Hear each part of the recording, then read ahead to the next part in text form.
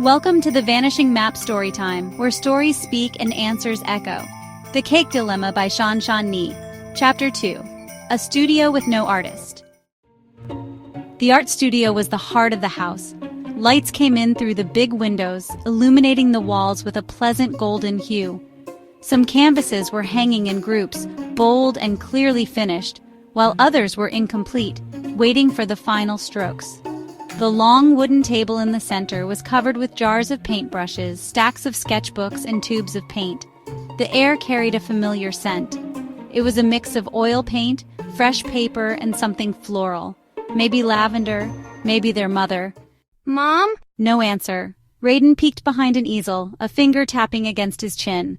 Maybe she went to the backyard? Rosie bit her lip. Their mother practically lived in the studio.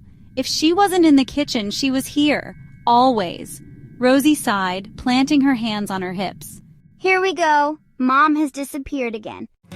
Ashandra Yang was a whirlwind of ideas. One moment choreographing family dance moves, the next roping them into a board game, always reminding them, sometimes with a teasing grin, sometimes with a raised eyebrow, to wash their hands, make their beds, and finish their chores. The whole 9 yards. But when Mom painted, she disappeared sometimes. Not just lost in thought disappeared, but vanished, like a ghost slipping through walls, leaving only the scent of paint behind. Raiden groaned.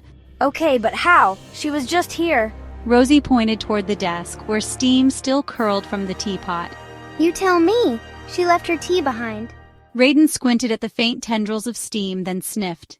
And I can still smell her lavender perfume. That means she was really here like 5 minutes ago. He spun on his heel. Let's try the basement. You tell me. Rosie was already ahead of him. And if she's not there, we check the office or the bedroom. Their footsteps pattered against the hardwood floor as they weaved past stacks of books, scattered toys, and unfinished sketches, the usual creative chaos of their home. They darted through every room. Raiden sighed dramatically, flinging his arms up. Mom, if you're hiding, it's not funny. But there was no answer. When they circled back to the studio, Rosie spotted something she hadn't noticed before. A beige sticky note just above the door handle. She plucked it off and read aloud. Out for a walk. Back in an hour. Keep the kitchen clean. Can't wait to see what you two come up with. Love, Mom. Figures. Mom's off on her inspiration walk again.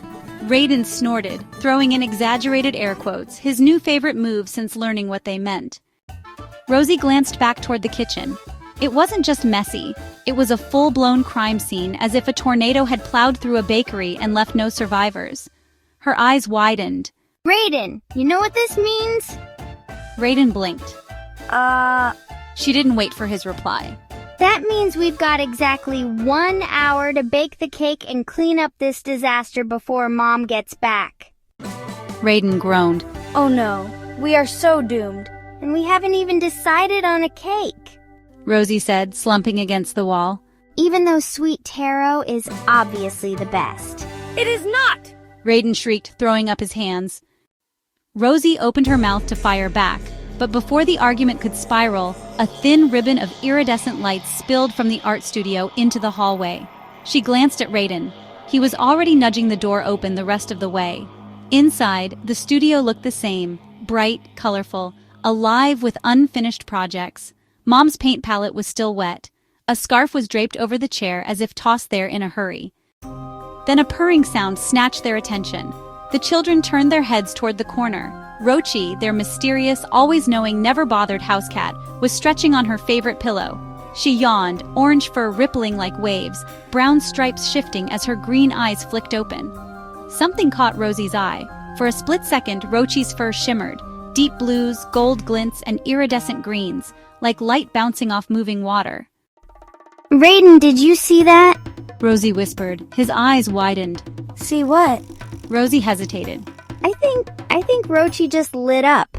Like a glow stick? Raiden blinked. Rosie shot him a look. No, not like that. She searched for the right words. More like she was reflecting light from somewhere else. Rochi pawed at her pillow, deliberately nudging it aside.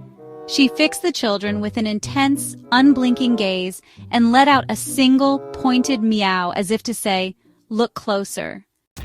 A faint glow throbbed beneath the spot where the pillow had been. Before Rosie could react, Raiden ran over and lowered himself into a crouch beside Rochi. Come on, Rosie, look. Rosie hurried after her brother, and that's when she saw it. A small metal latch pulsing with the lights, her fingers brushed against it. Cool, solid, unmistakable. Raiden dropped his jaw. Was that always there? Not a chance. Rosie shook her head. I think Rochi wanted us to see this. At that, Rochi let out another low, satisfied purr.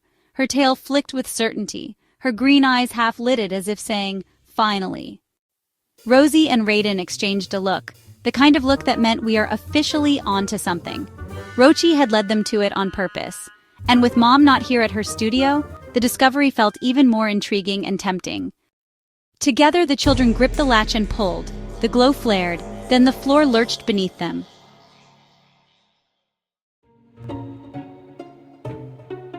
Subscribe to the Vanishing Map channel and stay tuned for the next chapter.